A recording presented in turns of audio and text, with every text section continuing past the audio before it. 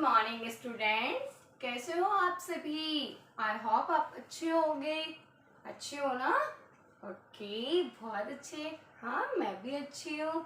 तो आज आपको पता है हम क्या पढ़ने वाले हैं? नहीं पता?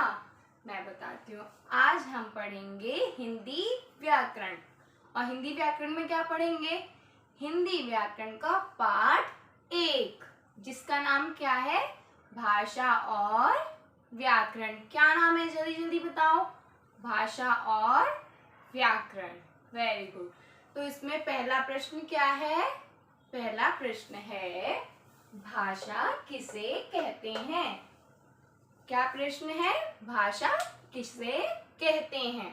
तो भाषा किसे कहते हैं? अब मैं बताती हूँ आपको। गौर से सुनना, आपको बहुत मजा आने वाला है। आज ध्यान लगा के बिल्कुल, ठीक है? हाँ, भाषा वह साधन है जिसके द्वारा हम अपने भावों और विचारों को एक दूसरे तक पहुंचाते हैं। भाषा वह साधन है जिसके द्वारा हम अपने भावों और विचारों को एक दूसरे तक पहुंचाते हैं। क्या है वो? क्या कहलाती है जो मैंने भी आपको बताया? भाषा। भाषा क्या है? एक बार और बताऊं? ओके, दोबारा बता देते हैं। भाषा वह साधन है जिसके द्वारा हम अपने भावों और विचारों को एक दूसरे तक पहुंचाते हैं, वह भाषा कहलाती है। इतना समझ आया? आगे बढ़ूं सेकंड क्वेश्चन पे, सेकंड प्रश्न पे।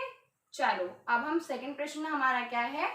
सेकंड प्रश्न है, भाषा कितने प्रकार की होती है? भाषा कितने प्रकार की होती है? तो भाषा कितने प्रकार की होती है? भाषा 2 प्रकार की होती है। कितने प्रकार की होती है?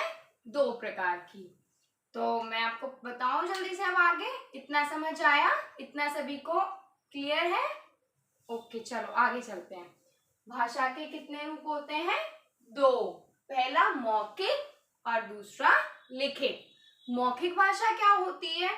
मौखिक भाषा वह भाषा होती है जिसमें हम एक दूसरे को बोलकर अपनी बात समझाते हैं। हम बोलकर समझाएंगे और दूसरा सुनकर उसे समझ लेता है। वह क्या है? मौखिक भाषा। इतना समझ आया? और लिखित भाषा क्या होती है? लिखित भाषा वह भाषा है जिसमें हम अपने भावों और विचारों को लिखकर दूसरे को समझाते हैं और दूसरा क्या करता है? पढ़कर समझ लेता है। वो क्या है? लिखित भाषा। हम अपने भावों को, अपनी बातों को एक दूसरे तक लिखकर पहुंचाते हैं और दूसरा व्यक्ति उसे पढ़कर समझ लेता है। वही है लिखित भाषा। सबको समझ आया? सबको ये टॉपिक क्लियर है? अगर आप सभी को ये टॉपिक क्लियर है तो फिर हम तो बच्चों इस पाठ का तीसरा प्रश्न क्या है? व्याकरण किसे कहते हैं? तो व्याकरण के द्वारा हमें अपनी भाषा के शुद्ध अशुद्ध होने का पता चलता है। क्या पता चलता है? अपनी भाषा के शुद्ध अशुद्ध होने का पता चलता है। भाषा के नियमों की जानकारी कौन देता है हमें? भाषा के नियमों की जानकारी हमें कौन देता है? भाषा के नियमों की जानकारी हमें व्याकरण देती है। कौन देती है? व्याकरण। तो एक बार मैं और दोबारा रिपीट कर दूं। व्याकरण किसे कहते हैं? व्याकरण के द्वारा हमें भाषा के शुद्ध अशुद्ध होने के रूप का पता चलता है। क्या पता चलता है? शुद्ध और अशुद्ध होने के। तो बच्चों, ये पाठ आप सभी को अच्छे से समझ आया? चलो ठीक है, अच्छे से समझ आया तो अब हम दूसरी क्लास में क्या करेंगे? इसका रिवीजन करेंगे। ठीक है, घर से अच्छे से इसको दोबारा से पढ़कर आना। अगर किसी को कोई भी डाउट हो तो आके मुझसे पूछ लेना।